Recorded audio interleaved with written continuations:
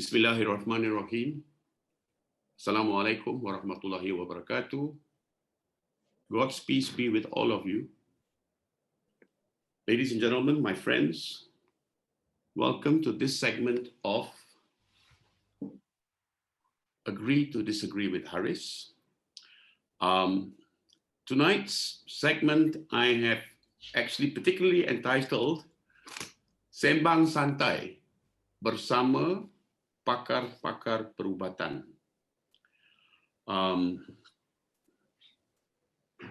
Why have I decided to have this topic for discussion tonight?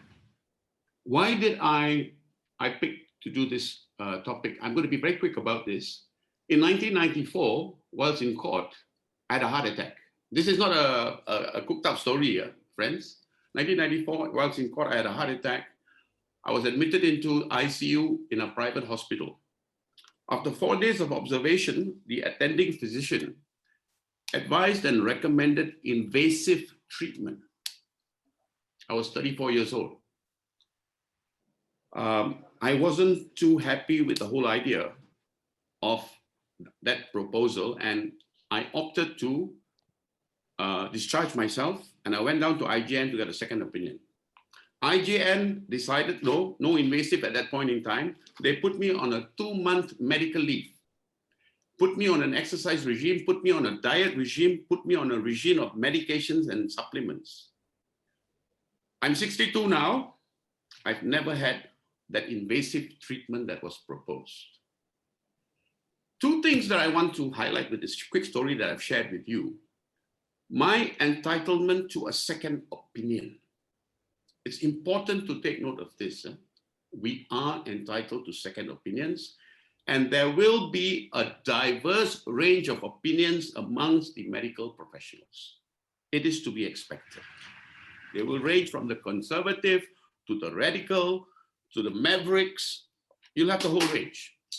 We are entitled to seek and receive those opinions, diverse opinions. Just as important, and with a view to enhance and enable this, we are entitled then, based on those diverse opinions we receive, to make an informed choice. I think this is important.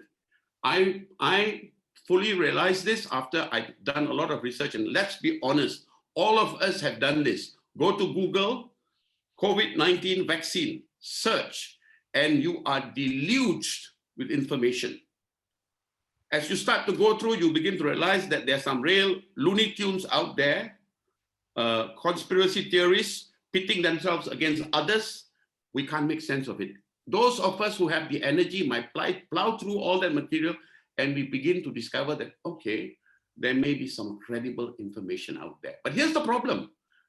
They are there and we are here. And it's impossible then to get up close and personal to find out firsthand, okay? So it was with that in mind that I thought, let's get local professionals in. We've been hearing a lot from those who give us a certain perspective. And that's why the poster that went out said, choices, choices, and more choices. There must be, there should be. If there are, let's hear about them, okay?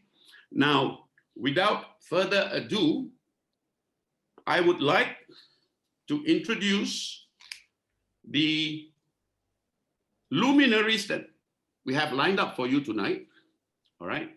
Let me start first. Panelists, could I ask you, I can already see Prof. Mustafa on, I can see you. Dr. Wong and Dr. Vijaendreh, could I trouble you to switch on your videos, please? Yeah, it is on. It is on. Oh, wonderful. Dr. Wong?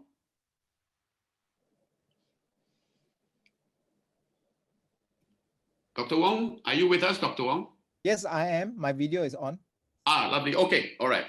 Let me then start with introducing, first and foremost, Captain Dr. Wong Peng, a researcher with the Dr. Rath Research Institute, President, Society of Natural Health Malaysia, and Director of Public Communications, Persatuan Patriot Kebangsaan.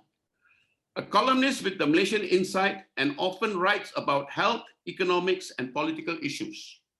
He has written 2 books, Coronary Heart Disease, Prevention and Reversal with Micronutrients, and The Failing Heart.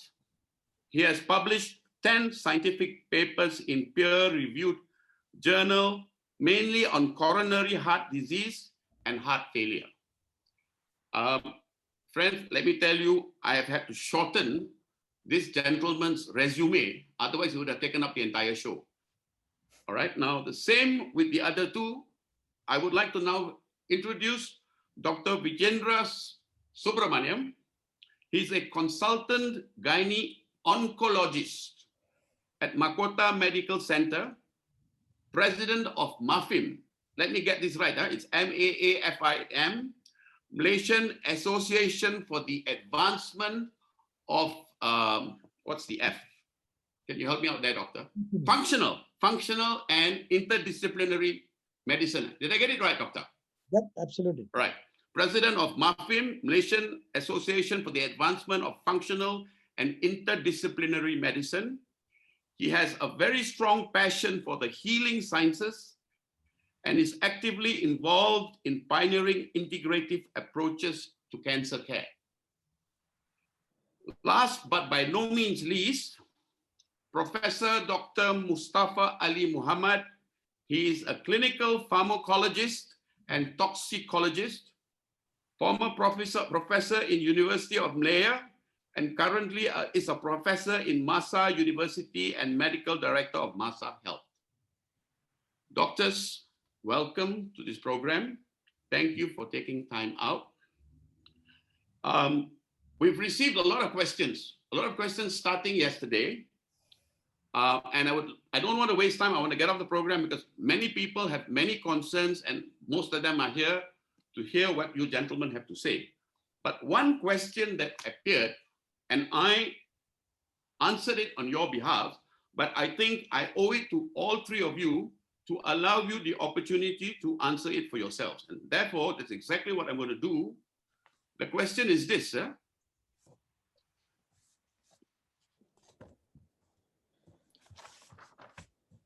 It came in yesterday. Kindly confirm if the speakers are in any way sponsored, paid, receiving fundings from any institutions, any sort of conflict of interest or otherwise. Can I invite perhaps Professor Mustafa first? I don't have any link with any sponsors or any specific interest. Nothing. Thank you, Prof. Yeah, thank you, Prof. I declare I'm not being sponsored or paid, nor receive any funding from any institution or any sort of where I can be of conflict of interest. Okay, and Dr. Vijaendreh? Thank you, Mr. Speaker, and thanks for inviting me to your People's Parliament and letting me through the front door. I'm really happy to be here this evening. I have no interest whatsoever with any financial gain, or I'm not here to promote any product. But if I can, I will just take 2 minutes of your time to say that I think we need to acknowledge the amazing work our frontliners, the staff at the KKM have been doing brilliant work. Tirelessly, relentlessly, this has been going on for the last 15 months. And we thank them because it's because of them and the robust health system that they have kept the mortality figures so low, and we can never thank them enough for that. Now, off the bat, I am not a COVID specialist. I have not treated a single COVID patient. I'm a gynae-oncologist, as you rightly said, but I represent an association called MAFIM, which is essentially a group of doctors. We have about 200 odd members who specialize in integrating healing-based therapies into conventional medical practice. And we find this adds huge value to clinical outcomes. And my sole interest in this session this week is I come here like I think all the members of the forum, we want out of this lockdown, this mental trauma, the life that we have given up, and we want to get back our lives.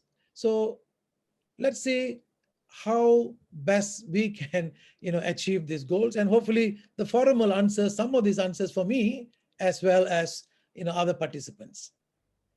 Thank you, doctors, for this confirmation. In truth, I had already replied yesterday to this question to say no. There's no vested interest on the part of anyone, myself included. Okay. Now, doctors, I have actually 3 questions that I want to put, one to each of you. But before I start that, firstly, I just want to say we are looking to do an hour-long program. Number 1. Number 2, if I can, I want to allocate as much time as possible to Q&A for those who have taken time out tonight to come and listen and perhaps get an opportunity to clarify any concerns they have.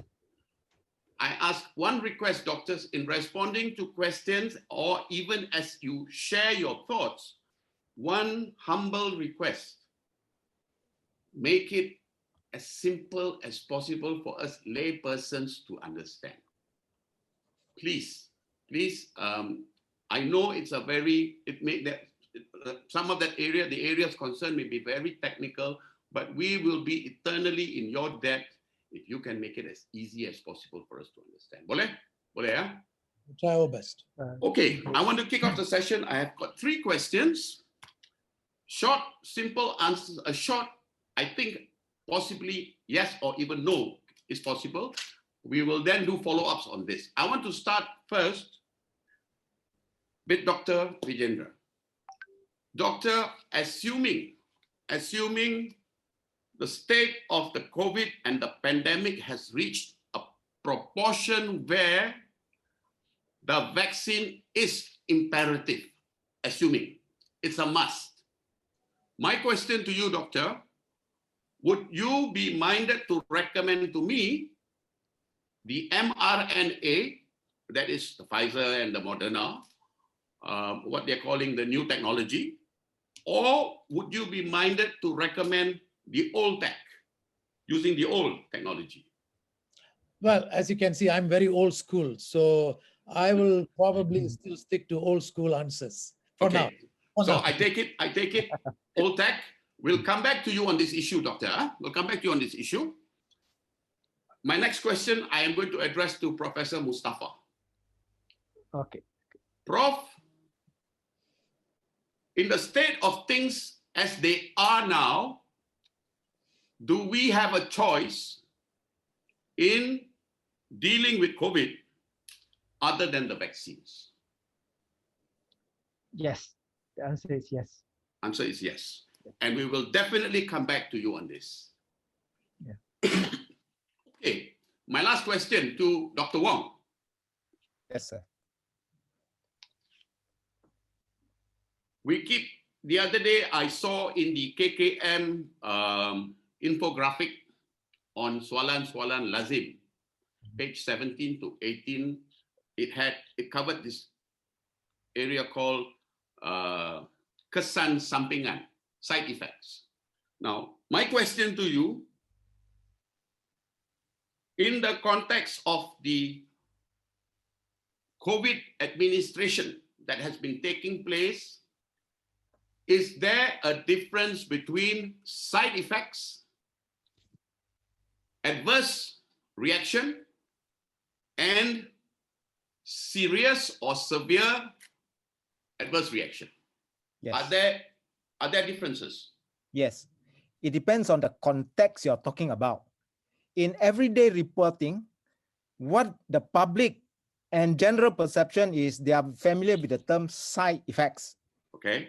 No qualms about that. We all know, we understand the meaning of side effect. But when you talk about scientific writing or in research, in clinical trial, the term used is adverse events.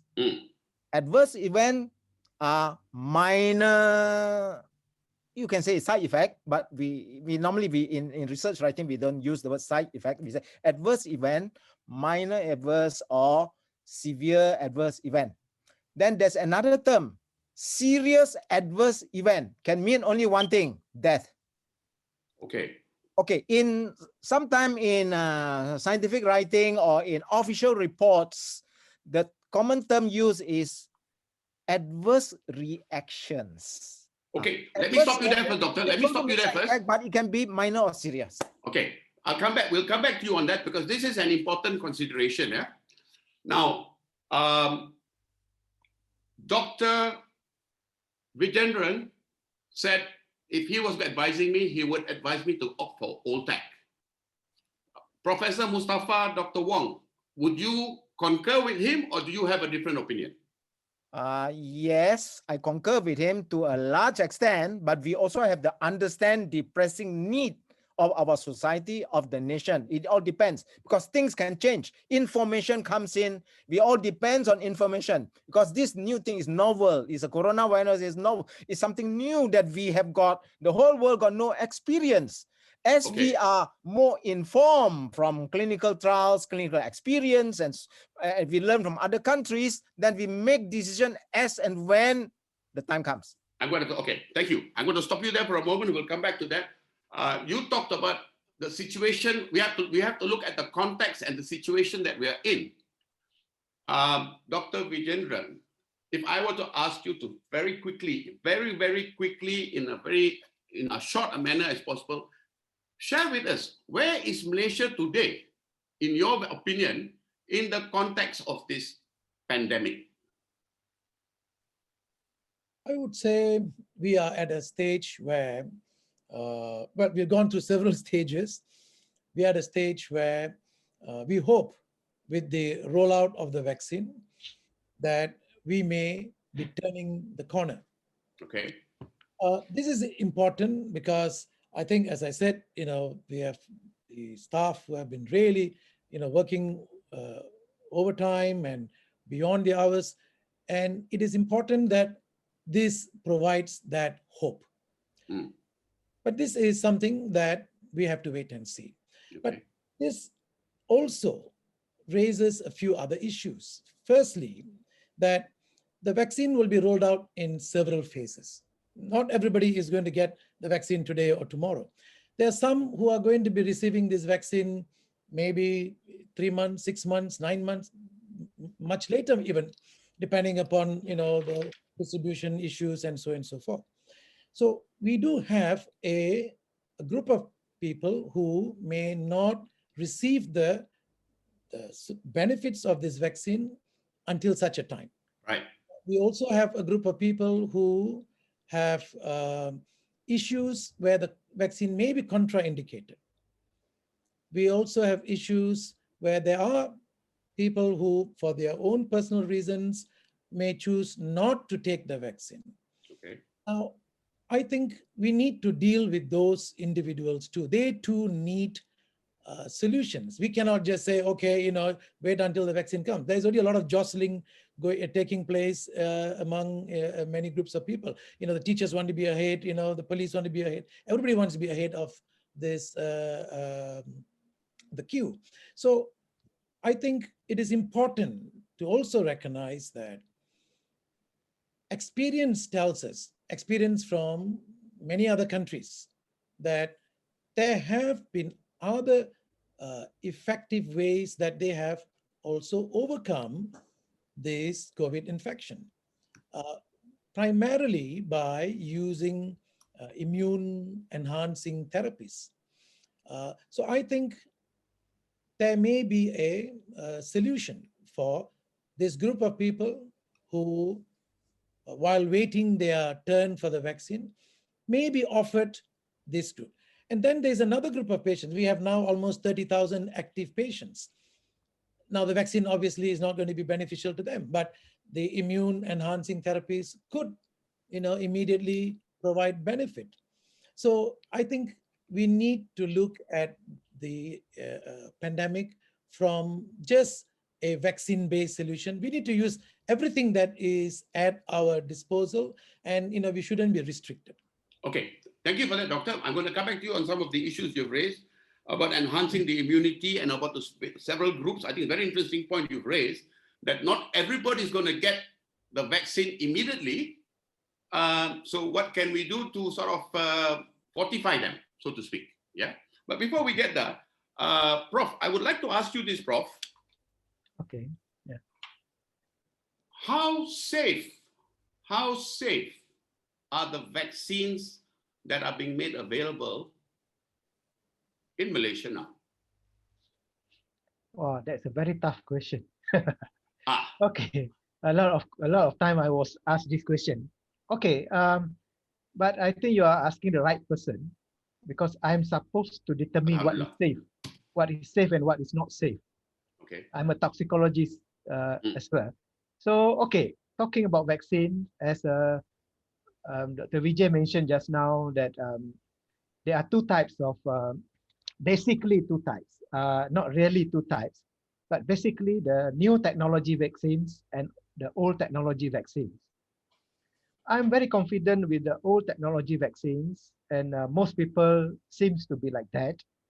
They are very confident with the existing technology that has been used for many, many years. So if we were talking about new, old technologies, I am quite all right. I don't think there's any problem. We have been using vaccines for life for many, many decades already. And vaccine is one of the best way to address pandemic, because you can't use other medication which may not work at all. Say there's no proper drugs for this type of pandemic, and vaccine is the best way. And I think that's why the government has taken the right move in the beginning to start vaccination.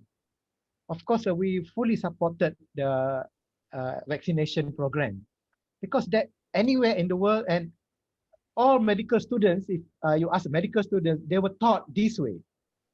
Vaccination is the best way to address pandemic. Right. Okay, so there's no issue about that. And the second thing you asked about the safety. Of course, looking at the new vaccines, fortunately, now we have new technologies, and the people using the new technologies are very, very advanced.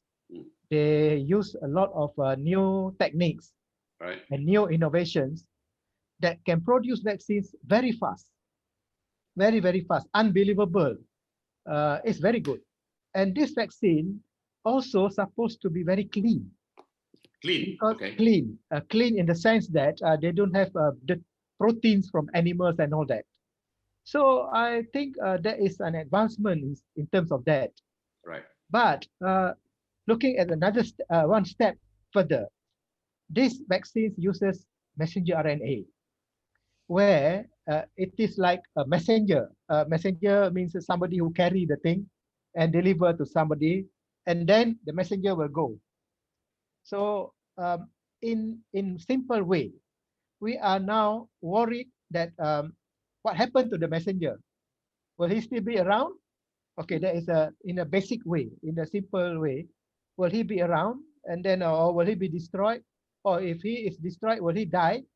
Or will he be halfly destroyed? Okay, in scientific way, what I'm trying to say is that this portion of the messenger RNA can be also giving another form of protein, which later maybe the body couldn't recognize, and it takes it as another virus. Can I just interrupt and ask you, Doctor? Are you saying that because this technology is so new, yes, we may not be able to fully anticipate ramifications and permutations? Not really. Okay, sorry.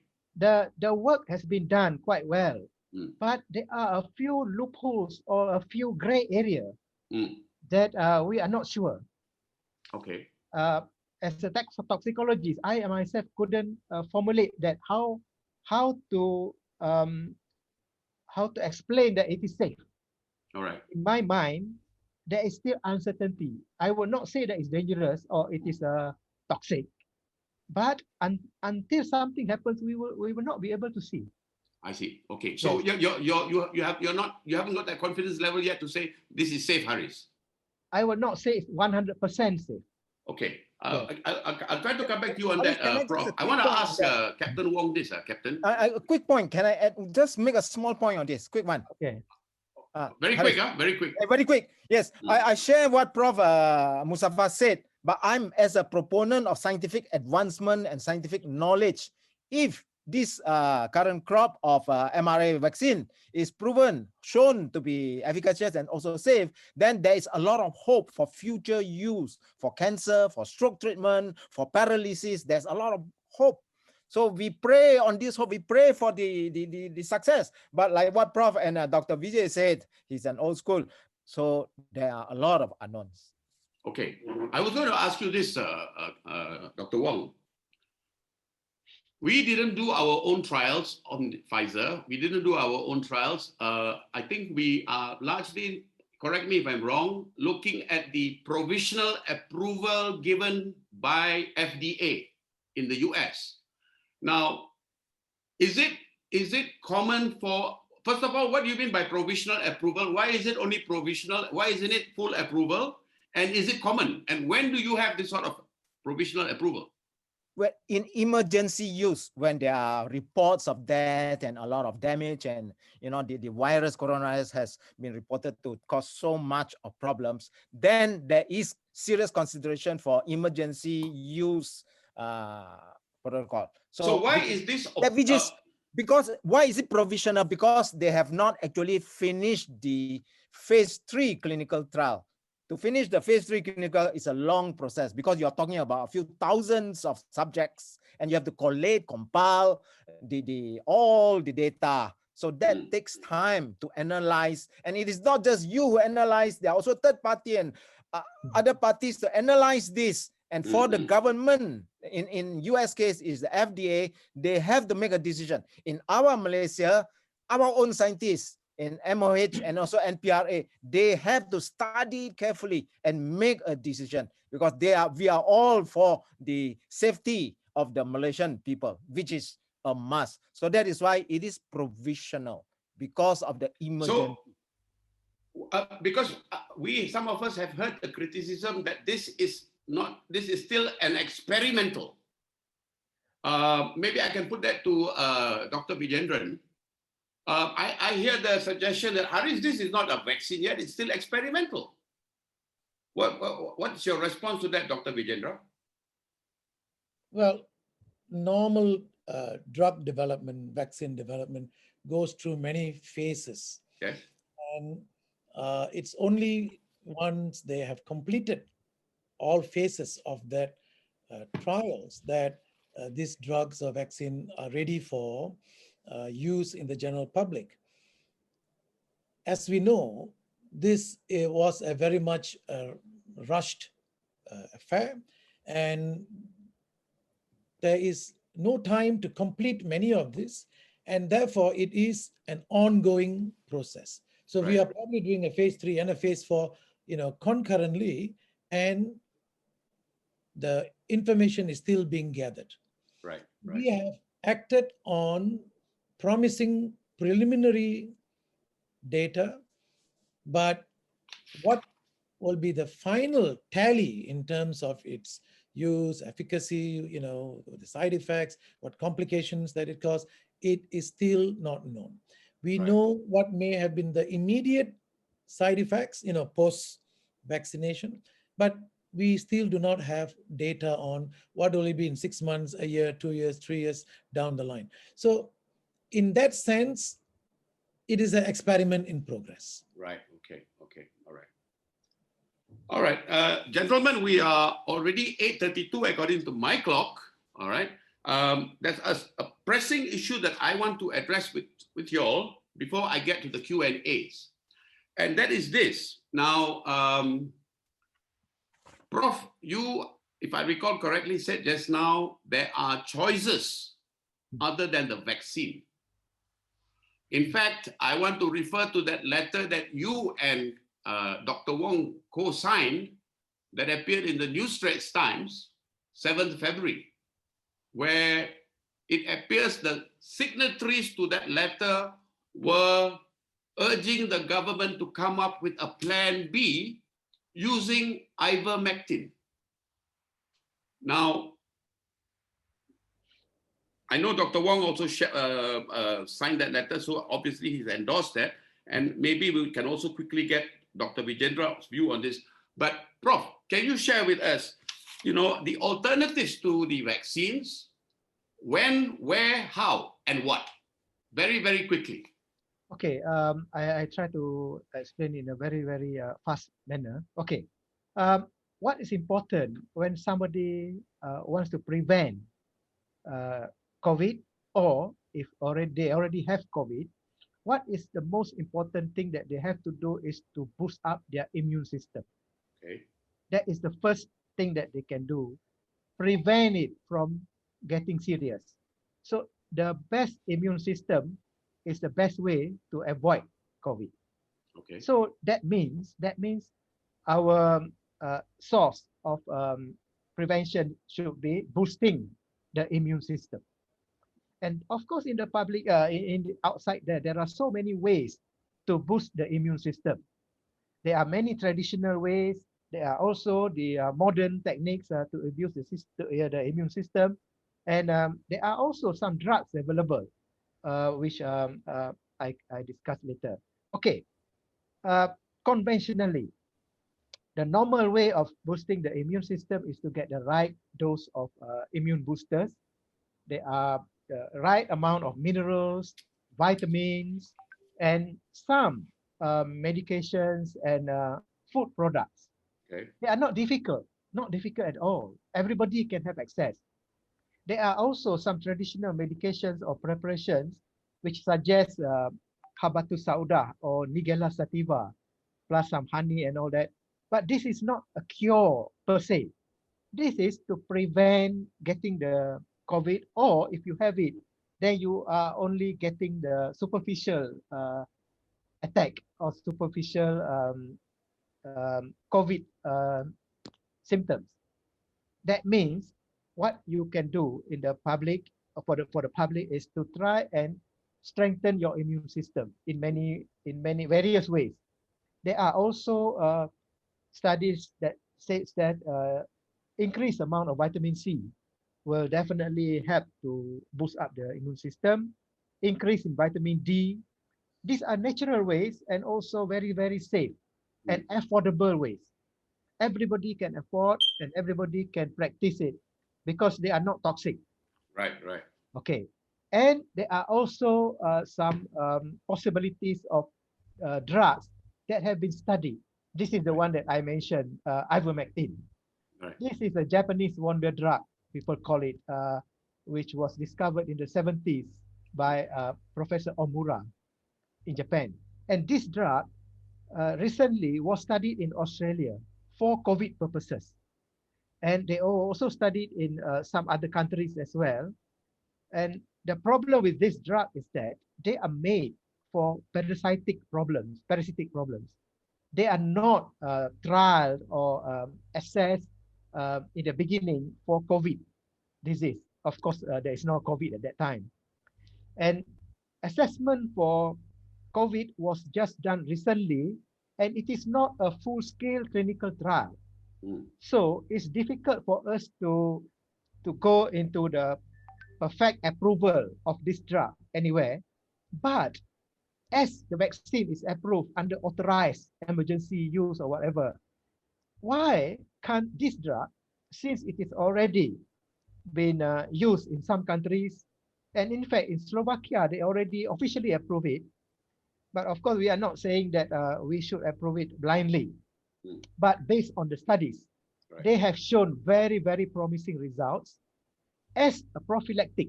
Prophylactic means to prevent the disease.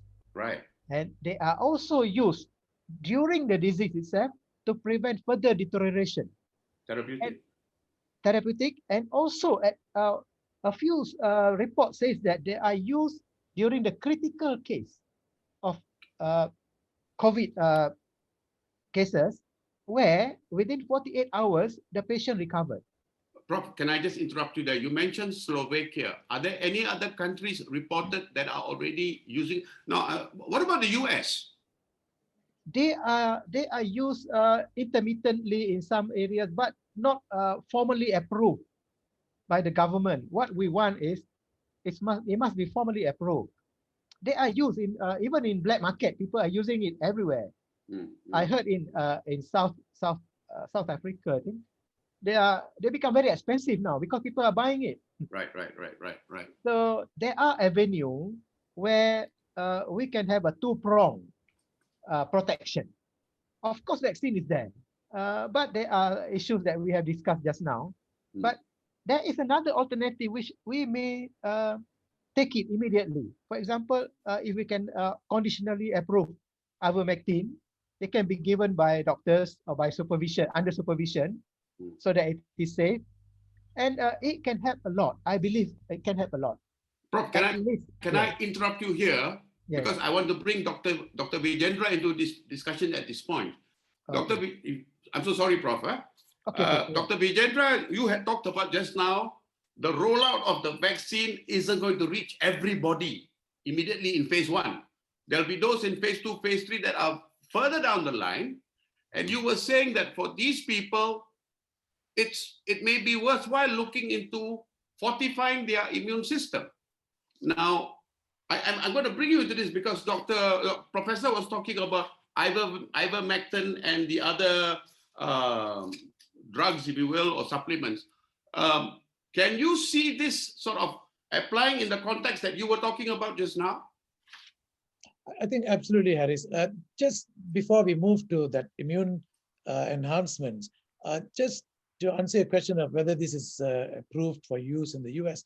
In fact, ivermectin has been bandied around for many months from the early time of the COVID crisis, but it gained, prominence when Dr. Corey from the Frontline Critical Care Alliance, testified at the US Senate. I mean, he made a very impassioned plea, based on their data. I mean, these are highly experienced clinicians who have published more than 2,000 scientific papers in the literature. I mean, this is not some quack doctors, who are ivermectin.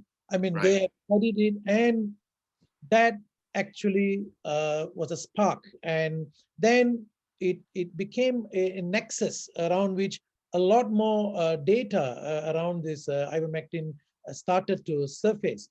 And it was also the spark that led us, MAFIM, to approach the Ministry of Health that, there is something else that we can use in the interim, because the vaccine was not available at that time. And the good news is that the ministry has taken that suggestion on board, and through the Institute of Clinical Research, they are going to initiate, if I recall, at least 2 clinical trials using ivermectin.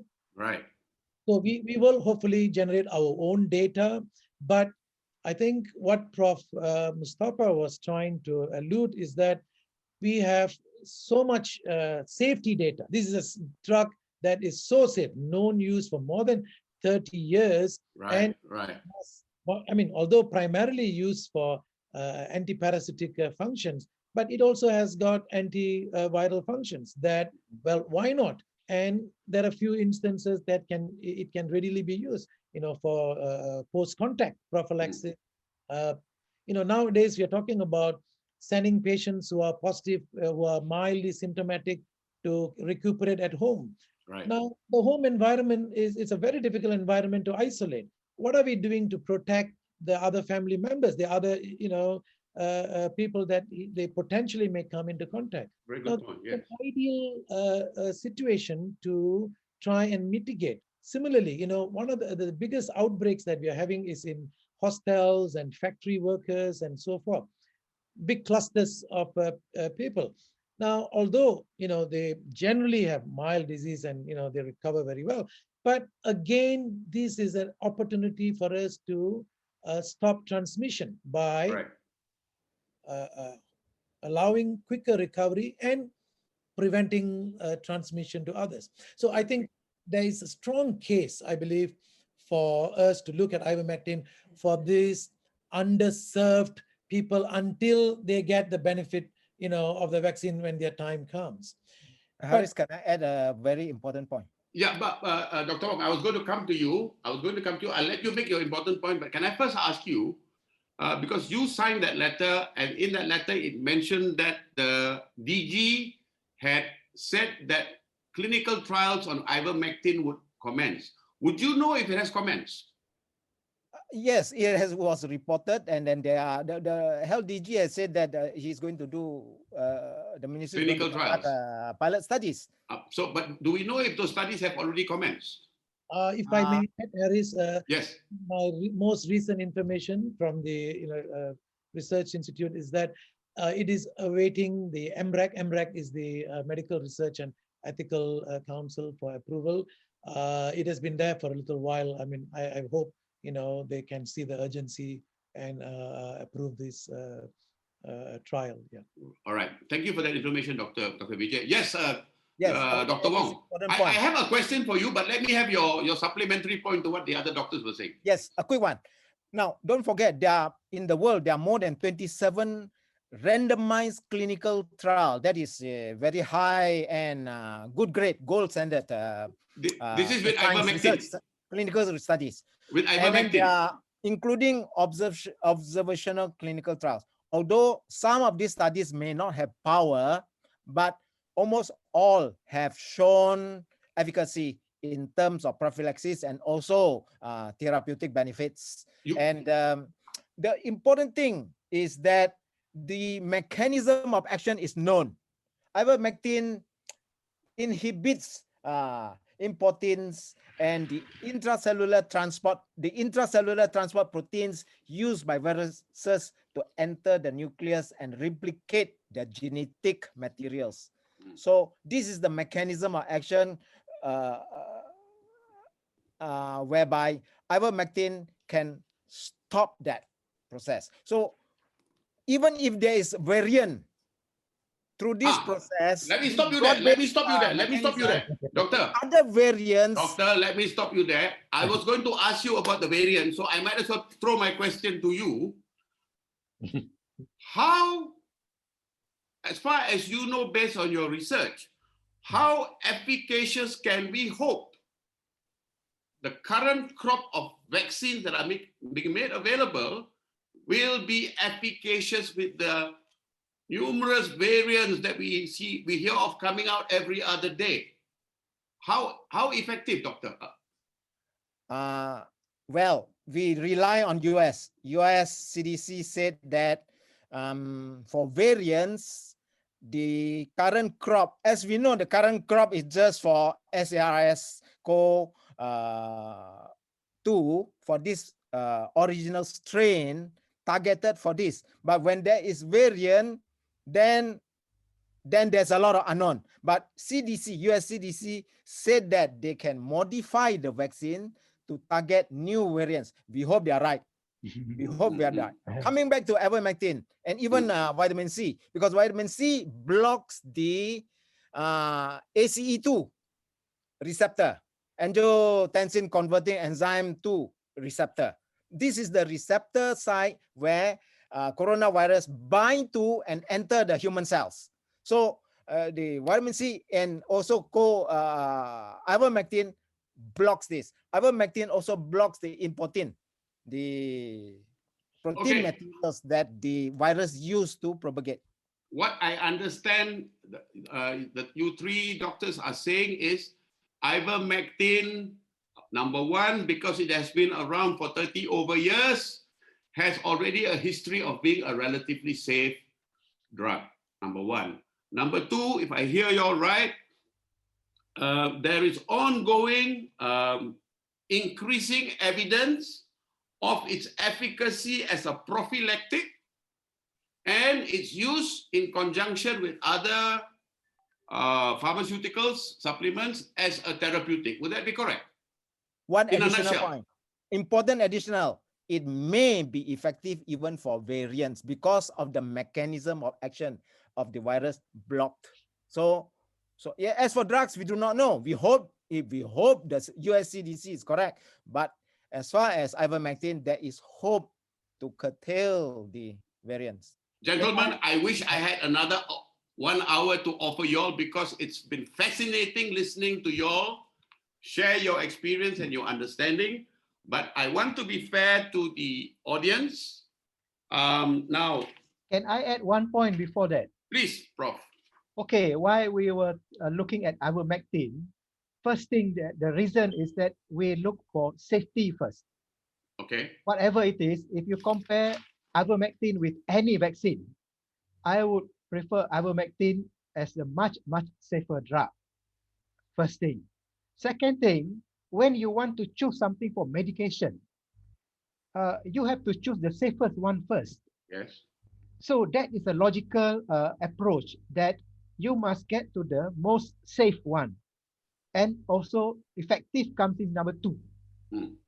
If it is effective but not safe, no point choosing it. So that is the basis that we will support ivermectin as well. And another thing is we have the Nuremberg Code, which says that the first choice of any drug should precede the one that is more toxic. Right. So that I think to sum up, that is I wanted to add. Again, like I said, if there is a popular demand, maybe I will implore you gentlemen to come back again on another night. But I would like to open the opportunity to questions that have been sent in to be put to you all. Now, friends, members of the audience, you can keep your questions coming in. I cannot promise that in the time limit that we have, all questions can be put to the panelists. There may be some questions that may require a rather long technical response. What I have asked the panelists, if they would kindly oblige with those sort of questions, perhaps a written response that I would happily publish on my blog on behalf of the doctors for you all to access. All right, so let me get to some of the questions that we have here. Let me start with Dr. Vijay, doctor. This is a question from Tom Eng, and he asks, World Health Organization has recommended that vaccine should not be made compulsory. But is there any underlying reason that could be scientifically explained? Over to you, doctor. As short and as precise as you can. I can't read WHO's mind unless they have stated expressly why it is not compulsory. But I think at this current point, with the amount of data that we know, it is offered on a voluntary basis. Right. Maybe with more data, of its efficacy, safety, and so forth, and that might become a recommendation. Right. But I'm not aware of any other, scientific reason for that. Okay, thank you. Short, precise, to the point. Other panelists, please take the cue from Dr. Vijaendreh. All right, I'm going to Dr. Wong. Yes. I got a question here for you. Singapore had a case, this is from Sanjo. Singapore had a case where a 71-year-old suffered a heart attack after the vaccination. But the Singapore Ministry of Health said that was not related to the vaccine. Other deaths overseas were also given the same answer. Sometimes we hear of heart attacks caused by sudden shock. How does one have to die as a result of this vaccination before doctors will confess? It's a nice twist at the end. It's very difficult to answer. Dr. Wong, straight and to the point, please. Oh, straight to the point. Okay. The authority is correct when they say they do not know whether it's actually caused by the natural cause or old age or what. But from my perspective, my understanding of heart disease, because I published papers on this coronary heart disease and also heart failure, I want to look at it from myocardial energetics. There are a lot of energy, ATP energy generated in the heart cells. The heart cells are the one that use a lot of energy. But when a person is already so aged, so diseased, already a lot of comorbidities, so when you are challenged with chemicals, food, even mental stress, emotional stress, the person can go into shock. It can cause cardiac arrest. It can cause heart failure in that particular instance, or even get scolded. Somebody who gets seriously scolded can cause a shock and cause a death. You are talking about vaccine. You are talking about medication that particular case in Singapore is already taking. So, from the perspective of myocardial energetics, yes, the energy can be drained and the heart slowly fail, and something suddenly comes into that point, and the switch is switch off. I have a question but I'm not saying it is due to the vaccine. I'm not saying that. Okay, all right. Okay. Prof, you were talking about the Nuremberg, is it declaration? Code, Nuremberg Code, Code, Nuremberg Code. And opting for safety as a priority vis-a-vis efficacy, i.e., we must prioritize safety at all times. That would be right, yes? Okay. So here's a thought then, Prof. We have Pfizer provisionally approved. Phase 3 of clinical trials cannot be said to have been completed. How then can we, in all good conscience, say this is absolutely safe? Okay, talking about the Pfizer and with comparison to the others, okay. Of course, the Pfizer vaccine is considered safe. If not, they will not be able to be administered to anybody. But how safe it is subjective, because any drugs cannot be safe. Drugs has capability to do something to the body, then only it's working. Right. If the drug doesn't do anything to the body, it's not a drug. Right. It's just water, or even water do something to the body. But when we say it is a drug or it is a vaccine, it is not 100% safe.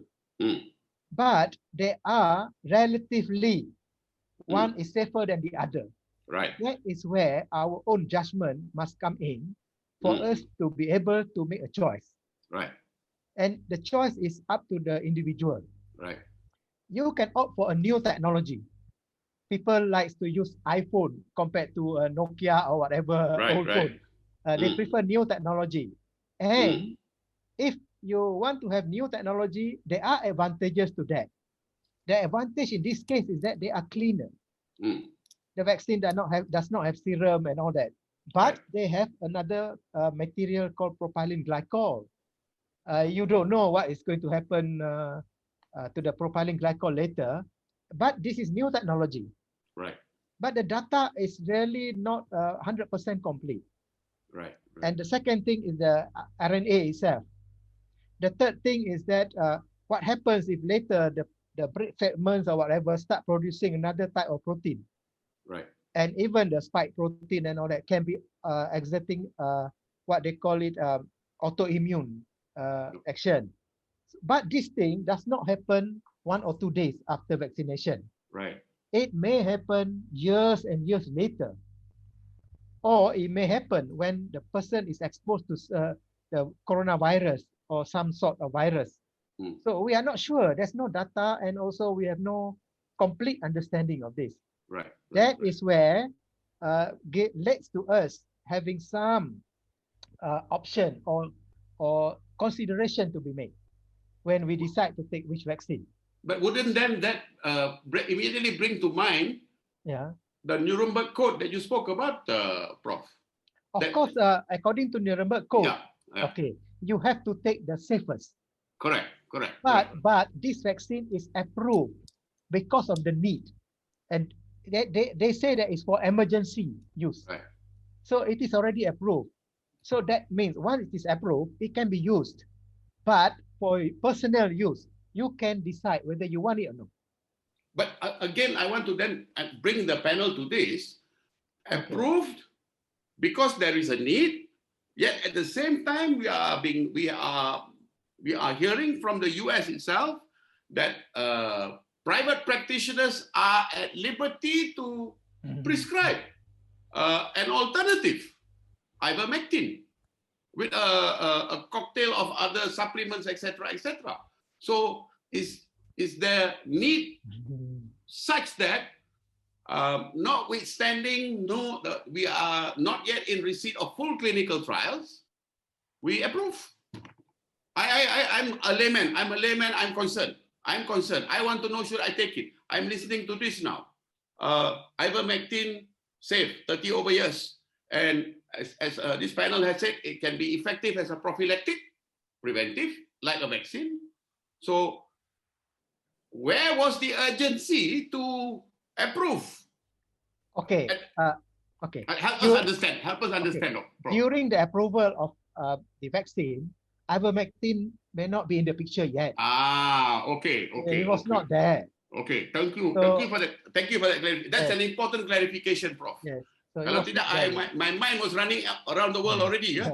I think the whole pandemic dynamics has been a very abnormal situation. Where Dr. Vijay, I was going to ask you a question. Can I throw the question?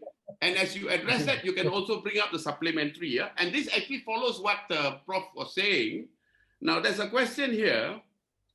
Because of the informed consent clause, every person taking the vaccine has to sign an indemnity waiver. And hence, they can't make it compulsory. However, it would appear that they make it difficult for you to live as normal a life as possible by their insistence on using the vaccine passport. You can't go certain places without this passport. I think the question is unfair to you, Doctor. I'm going to leave out the last part, which says, is such passport legal in Malaysia? But my question, I'm going to take this, the issues is raised here. In the light of what we've heard, the Nuremberg Code, and the uncertainty around, the full safety at this point in time, can you make it mandatory? My personal opinion is it cannot be made mandatory. I think some of the constitutional law experts that I spoke to seem to echo the same sentiment. So that decision is, not something for the clinician to make, but I think it would be a very unfair position to put a patient in, where it's not made compulsory, but his life is made impossible without him or her having the vaccine. I think that is a situation that we need to resolve. And the resolution will need to take into account how much this endangers somebody else. And these are issues that we need to have an open discussion. We cannot sweep these issues under the carpet. I think, civil society needs to address those issues. Right. Okay, gentlemen, it is already 9:02. Members of the audience, for those of you who may have sent in additional questions tonight, and if your questions have not been answered, I will try to endeavor to get the secretary to identify them and see whether we can try to get some sort of response to your questions. I want to give each of the panelists 2 minutes. That's being very generous given the time of night, to perhaps wrap up your presentation and any last minute thoughts that you want to share with the audience. Let me start with Dr. Wong. Thank you. 2 minutes, doctor. 2 minutes. We pray that the vaccine, as it is being rolled out, show efficacy, show safety, unlike in other countries as in UK and also in US, where there are slowly more and more reports of serious adverse reactions are already coming in. Some may be due to the vaccine, some may not be due to the vaccine, this serious adverse reaction. We hope and we pray that it may not be the case in our country. And as I said just now, mRNA, if it is successful, if it shows efficacy and safety, then there is also hope for other types of chronic diseases like cancer. But there are a lot of unknowns. But meanwhile, we implore the government to also seriously consider ivermectin, also other natural therapeutics as in vitamin C, used as adjunct therapy along with the vaccine as an adjunct. And what we want is to see Malaysians safe, sound, so that the economy can go on and be robust again. We pray for the safety of all Malaysians. Thank you. Thank you, Dr. Wong. Nice, short, and sweet, and to the point. Prof. Mustafa, you have the floor. Okay, thank you for the opportunity. To me, I think we are very, very happy with the government's decision to provide the vaccines. That is a very kind of the government to provide us with the vaccine. But of course, the vaccine has its own inefficiencies in terms of distributing and administration. It takes a long time and very difficult to get it on the spot. And there is now an alternative. I would really pledge to the government if they can consider this alternative like ivermectin and some other alternative available to start simultaneously. That means a two-pronged effect. Start with the preventive, prophylactic, and also with ivermectin, as well as the vaccine. I'm sure this will be more, much faster. The effect will be much faster because we can't be waiting for vaccine for 1 year, for example. Our economy is struggling. We really need to revive the economy. And I believe, this is my personal view, ivermectin can help a lot because it will prevent and also it will cure. If you have the symptom, within 48 hours, you'll be out of the disease. So that hopefully will be good. And the second hope that I would like to say is that I hope that the Pfizer vaccine do not produce any undesirable effect that we anticipate. I hope, I pray for that nobody will be in difficulty after getting the Pfizer vaccine, because that is the first one that we have. We can't throw all them out. So if we can take the vaccine and hope that there is nothing happen. What we predict is not something that must happen. We are only scientists who predict that this can happen, that can happen, but we will not know because the data is not available. So I think if the government can help or can consider ivermectin or alternative immune boosters plus vaccination, I can see that there is a good, a bright future for this pandemic to be eradicated. It will not take long if we can do both. Yeah, that's my. All right. Thank you, Professor. Thank you, Professor. Last but by no means least, Dr. Vijaendreh, 2 minutes, please. Thank you, Mr. Speaker. One of the dominant themes in the last 15 months has been fear. There has been so much fear that has been pushed down every level. People are fearful of everything. I can tell you hundreds of stories of what a level of fear people are experiencing because of this COVID. Now, our children are suffering. They are afraid to go to schools. Parents are afraid to send, them to school. Now, this is something that we really need to put into perspective. Last year, for the whole of last year, we had about 500, in fact, less deaths from COVID-related disease. In the same time, we had 170,000 over deaths, which means less than 0.4% of deaths were due to COVID-related problems.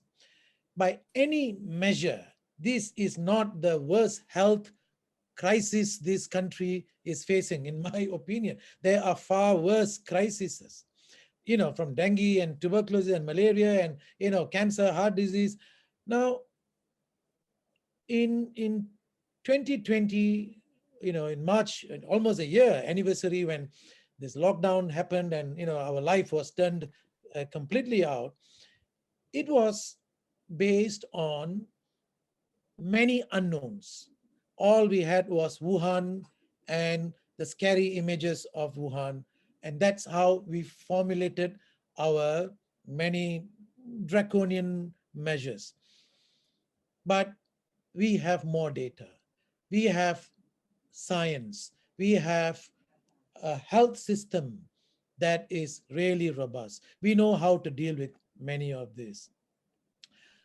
We need to ratchet down the fear. The fear level, I think, is not healthy. The mental issues that I think the society is going to face in the coming years, I think is enormous. So the cost is not just been economic, it's not just deaths from COVID. There is huge costs from all these secondary issues. We need to look at a solution in totality. We waited 1 year for a vaccine. Now, what happens? We have a mutation that says, oh, this vaccine is not going to be effective. Are we going to go back into our caves and wait for Pfizer or some other, smart scientists to come up with another solution? No, we cannot afford to do that. We need to work on building resilience in our systems, building resilience in our individual selves. And that's where all these immune boosting therapies could play a role. And the immune system is actually able to deal with a lot of bugs. I mean, we didn't, survive this far because we had to rely on drugs. Our immune system was able to function. So we have to have faith and work on enhancing immune systems, especially for the most vulnerable people. And some of these are very simple therapies, like giving vitamin D supplements to the elderly, to the vulnerable people. And this is very cheap. It costs very little. And anyway, research has shown that vitamin D levels in a large part of the population are actually quite low. So there are simple strategies that can be worked with as we also, look at more impactful strategies like the vaccine and so forth. So I think we need a comprehensive solution. Our health system needs to embrace new ideas, not just look at single solution for this. This is a huge crisis. We spent something like 300 billion in boosting our economy. Now imagine if we had put this money to use in a different way. So I think we really need to challenge ourselves, think out of the box and ask real hard questions. Is this the best that we can do? So that's what I would finish off. And Harris, thank you very much for this opportunity. As I said, I'm not a COVID expert. I am also asking questions and, looking for answers. I hope the audience, has some benefit from, these discussions that we have had. Okay, thank you, doctors. I just saw a comment appear on my screen here. 1 hour is not enough for 3 panelists. And the Secretariat just came in a little while ago to say people are asking to extend it for a while yet, but I said I must check with my panelists. It's now 9:12. Would the panelists be able to accommodate another 18 minutes to see what questions we can get in from the audience? Is that okay with all of you? Because if anyone has got some prior arrangement that doesn't allow for it, then I think it will fall on me to try and get you gentlemen back on another night. I think 18 minutes or? Yeah, quite happy. I mean, I'm quite happy to spend another 10 minutes. We can continue. It's okay with me. Yeah. Prof, are you okay, Prof? It's okay with me, yes. It's okay. All right, very good. This is what we call people power, you know, and very important that you must make your wishes known. Okay, very good. I have a question here. Let me just throw it out and see which of you panelists would like to take this question. The question is, are the vaccines safe for senior citizens with pre-existing heart arrhythmias upon exercise? I'll repeat it. Are the vaccines safe for senior citizens with pre-existing heart arrhythmias upon exercise? Yeah, I will try. Thank you, Dr. Wong. It depends on what causes the arrhythmia. Sometimes it could be mild, so it's an early onset, or if it is arrhythmia accompanying other comorbidities, other serious condition with a heart that is already weakening, with chronic diabetes or with kidney problems, then it is a different story all in. But normally should be okay if it is just a mild case, assuming that the vaccine is safe and there's no question asked, it is proven efficacious. Yeah, it should not be a problem. But if somebody who is already chronic, long-standing, plus other conditions, then I would say it falls on the doctor, the cardiologist who's taking care of this patient, to decide, to advise the patient. It all depends on the individual case, how serious it is. Okay, maybe I should just check with the panel, because there are quite a few questions about allergies and individuals who may be taking certain prescriptions.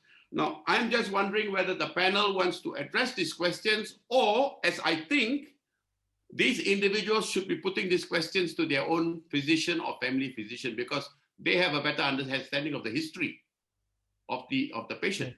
Would that be right? Yeah, correct.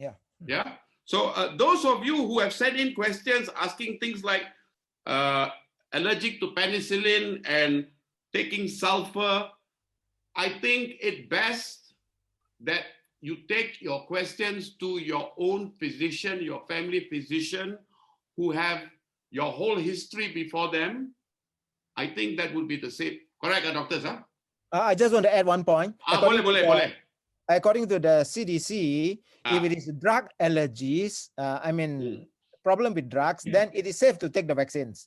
If it is due to food allergies, the peanuts or udang and you eat and all that allergies, then it is also safe to take the vaccine. This is according to CDC. All right. Okay. Thank you. Otherwise, friends, these sort of questions, please take it to your doctor, your family doctor. Okay. This is an interesting question from Bunto. I don't know whether we are all up to date on this nasal spray. I think it is coming out of Israel.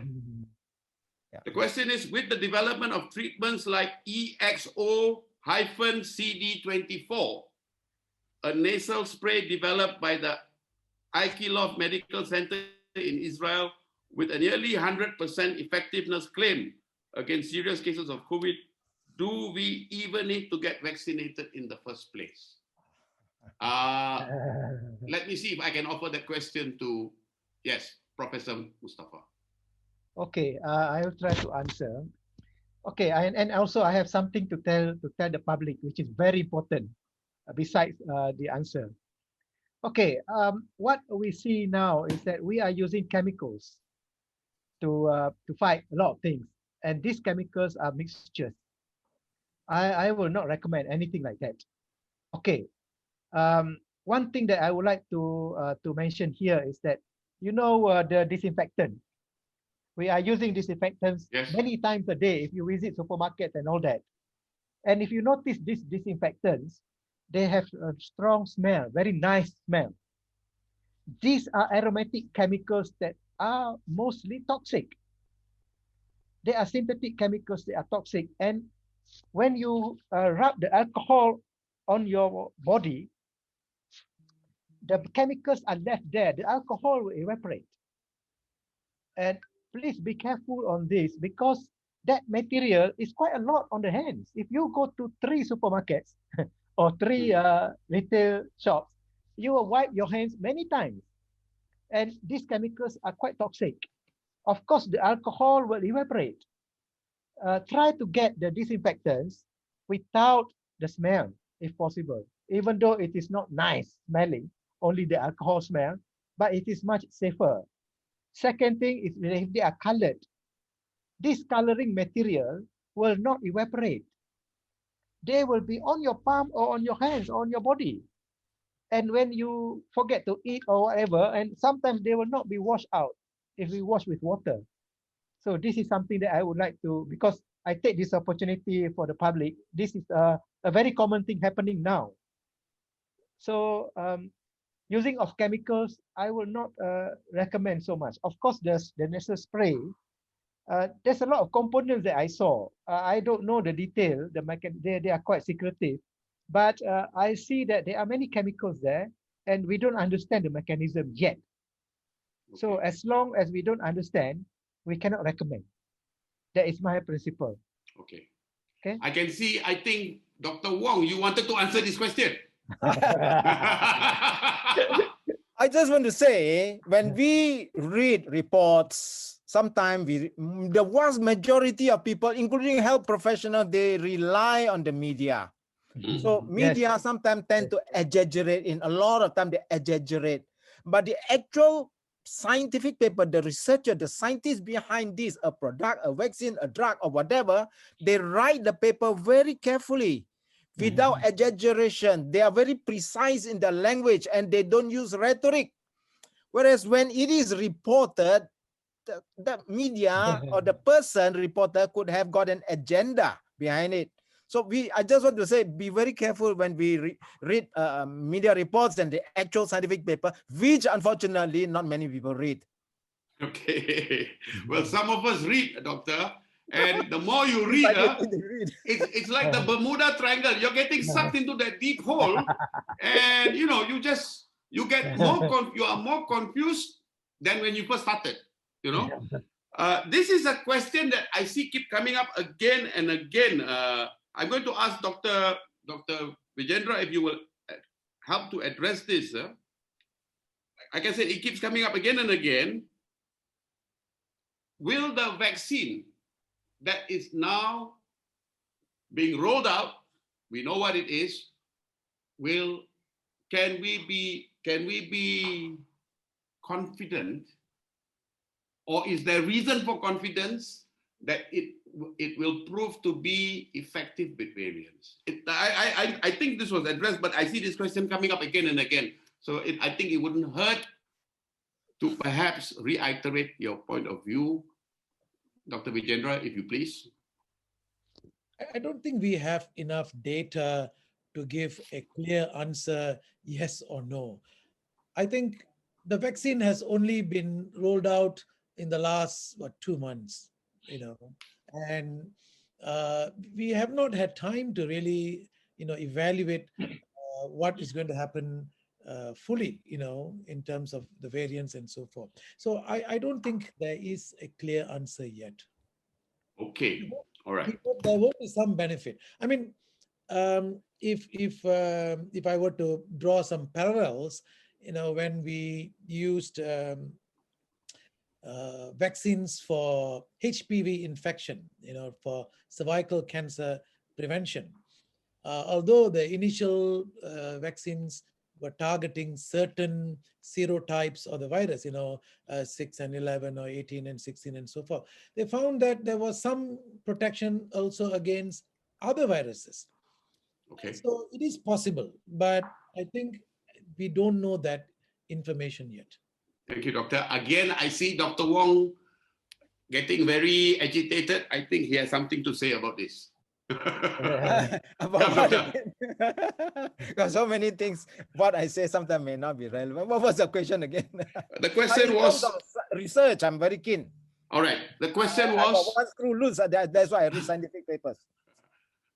The question is, how confident can we be, and do we have reason to be confident that the vaccine that's being rolled out can effectively deal with the anticipated and the ongoing mutation with the resultant variants of the Okay, based on science, I'm just going to talk about theory, yeah, because CDC may say something, the vaccine manufacturer may say something, but based on theory, when it is the genetic, the code, the sequencing has already been known, so the drug company use this knowledge to produce the vaccine.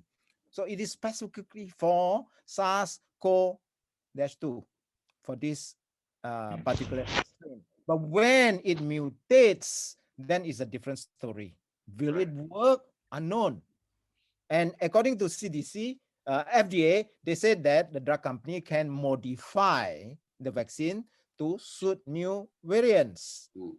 We were talking, Prof. Mustafa and Dr. Vijay and I, we were talking about ivermectin. Ivermectin, as we know, the mechanism of action is already known, is already established.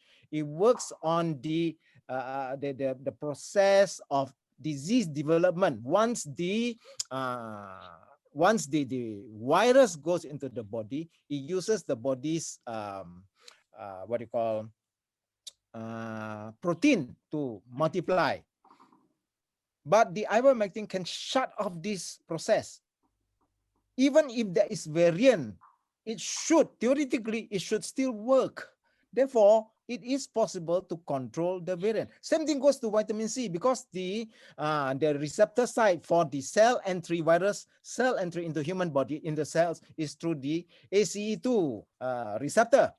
So when this receptor site is being reduced or being shut off, then the virus, even with new strains, may not be able to enter the body. So it is broad spectrum, even for variants. Theoretically, I'm talking about theoretically. It is left to be known, to be shown it is true. Can I add a little bit more? Certainly. Okay, talking about the variations, I think if the variation is a slight variation, it may still work the same, because what happened is that what is important in this issue is the spike protein. If the spike protein is still the same, even though the virus has some small mutation, then it will work. Right. Because the vaccine is attacking the spike, producing the spike protein. So that is the one that matters. The virus itself can change a little bit. So as long as the proteins are the same, yes, they can act. But if the mutation is so large, until the protein is also different, I think we have to have another vaccine. Right. Okay. That's what I can add. Yeah. I'm going to wrap this up, but Dr. Vijaendreh, do you want to add anything on this last point that this Professor and Dr. Wong have touched on? No, I think the whole goal of these strategies is early intervention, because if we can intervene early and prevent progression into the later stages of the disease, where all the cytokine storm and complications, that set in, then the morbidity is low, will be low, and hopefully the mortality is also going to be much lower. So it is all about, I think, early intervention, and this is something that could be useful. I mean, hopefully our trials, with the ICR will tell us this. Right. Okay. I think this is actually probably a nice time to sort of wrap things up before we get into any more questions. What I've taken from this very, very interesting Sembang Santai, actually, I want to vary the title of this discussion today to Sembang Santai dengan ayahanda pakar perubatan, because it's been that sort of feel throughout this 1.5 hours. Okay. Now, what I'm taking from this is this. I started off by saying there will be differences of opinion in any field, no less the medical profession. No less the medical profession. Differences of opinion and the opportunity to listen and receive the rationale and the reason for the views that have been preferred is priceless to the citizens when they are confronted with this crisis, and we are called upon to make decisions. This is all important because, my friends, it is we who must make the decisions for ourselves, for our family, and for our loved ones. We have heard views today that possibly we have not heard from other doctors in Malaysia over the last week, 2 weeks, a month. But guess what? This is healthy dialogue. And this is what we need. Because what we have received today are points of view that tell us, take the vaccine that is safer. No one has said here, don't take the vaccine. Take the vaccine that is safer, better still, that is safe.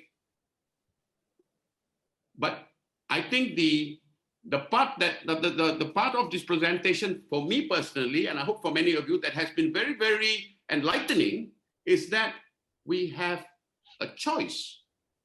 And particularly in the context of what Dr. Vijaendreh said, with the rollout, many down the line may not see the vaccine for another 6 months.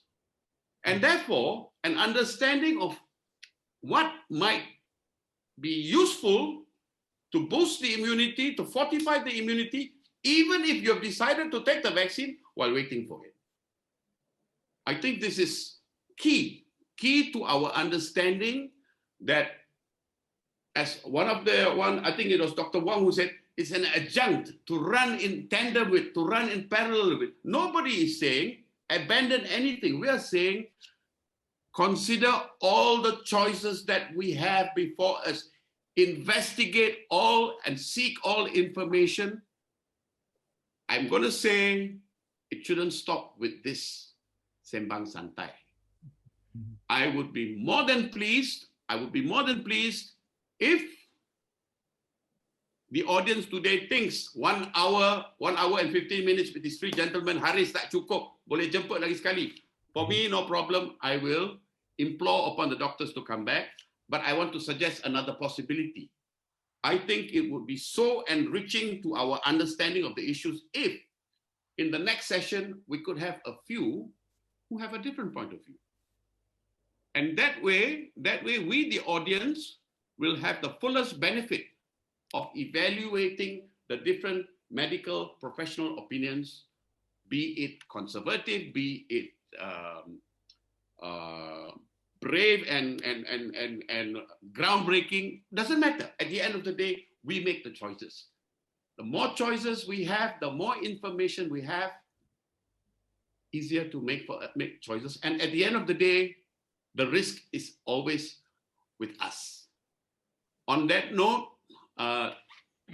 members of the audience, thank you for your patience and in participating in this, I think, very, very illuminating Sembang Santai.